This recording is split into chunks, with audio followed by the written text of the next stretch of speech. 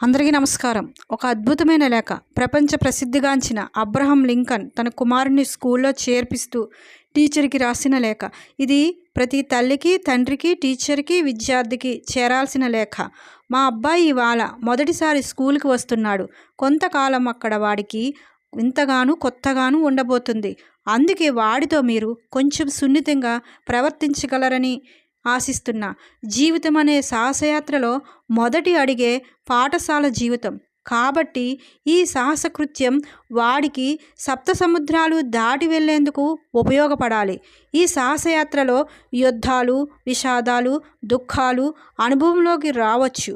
అలాంటి జీవితంలోకి వాడితో నమ్మకం, ప్రేమ, ధైర్యం, తోడుగా ఉండాల్సిన అవసరం గురించి నేర్పించండి. అందుచేత దయచేసి మీరు దగ్గరుండి ప్రేమతో వాడికి ఇవన్నీ నేర్పిస్తారని, వీలైతే సున్నితంగా నేర్పిస్తారని ఆశిస్తున్నాను. ఒక మిత్రుడు ఉన్న చోట శత్రువు కూడా ఉంటాడని నేర్పించండి. అందరు మనుషులు న్యాయంగా ఉండరని, అందరూ సత్యసంధులు కారని వాడికి తెలియచేయండి.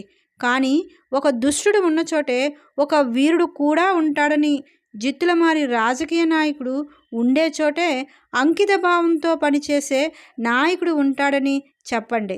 అప్పనంగా దొరికిన ₹1000 కన్నా సొంతంగా సంపాదించుకున్న ₹10 గౌరవాన్ని తెచ్చిపెడతాయని తెలియచేయండి.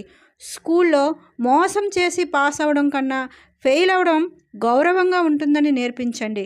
ఓడిపోయినప్పుడు చక్కగా అంగీకరించడం, గెలిచినప్పుడు మనస్ఫూర్తిగా ఆనందించడం నేర్పించండి. గెలుపు ఆనందాన్ని, వాడి స్థాయిని పెంచితే ఓటమి బాధ్యతను పెంచుతుందని నేర్పించండి. అందరితో మృదువుగా ప్రవర్తించడం, అదేవిధంగా కఠినంగా ఉన్న వాళ్ళతో కఠినంగానే ఉండమని నేర్పించండి. అసూయకి వాడిని దూరంగా ఉంచగలిగితే సంతోషం. చప్పుడు చేయకుండా నవ్వటం నేర్పించండి. వాడు విచారంగా ఉన్నప్పుడు నవ్వగలగడం నేర్పించండి. కన్నీళ్లు కార్చడం అవమానం కాదని నేర్పించండి. ఓటమి కూడా కీర్తి ప్రతిష్టలు సంపాదిస్తాయని నేర్పించండి.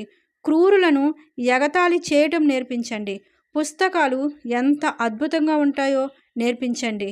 కానీ అదే సమయంలో ఆకాశంలో ఎగిరే పక్షులు, గూఢమైన రహస్యాలు, ఎండలో జుమ్మనే తేనెటీగల గురించి, పచ్చని కొండల మీద పూసే పువ్వుల గురించి కూడా చెప్పండి. అందరూ వాడి ఆలోచనలు తప్పన్నా సరే వాటికి తాను మాత్రం గౌరవించి కట్టుబడి ఉండేలా నేర్పించండి. అందరూ మందిని అనుసరిస్తే తాను మాత్రం తన మనోబలాన్ని అనుసరించేలా నేర్పించండి. ఎదుటివారు చెప్పేది వినమని, తరువాత సత్యం అనే జల్లెడతో వడపోసి మంచిని మాత్రమే గ్రహించడం నేర్పించండి. తన ప్రతిభను, మేధస్సుని ఎక్కువ ధర చెల్లించే వారికే అమ్మమని చెప్పండి. కానీ తన హృదయానికి, ఆత్మకి ఎన్నటికీ వెలను నిర్ణయించవద్దని నేర్పించండి. అసహనం ప్రదర్శించే ధైర్యాన్ని, ధైర్యంగా ఉండేందుకు ఓర్పుని కలిగి ఉండాలని నేర్పించండి. ఆత్మవిశ్వాసం ఉండాలని, అప్పుడే మానవాళి మీద, దేవుడి మీద వాడికి విశ్వాసం ఏర్పడుతుందని నేర్పించండి. ఇదే క్రమంలో మీకు వీలైనంత వరకు నేర్పించండి. ఎందుకంటే వాడు పిల్లవాడు, మట్టి ముద్ద. మీరు ఎలాంటి ప్రతిమను తయారు చేసి ఈ ప్రపంచమనే మార్కెట్లో నిలబడతారో ఎదుటివారికి వాడు అలానే కనిపిస్తాడు.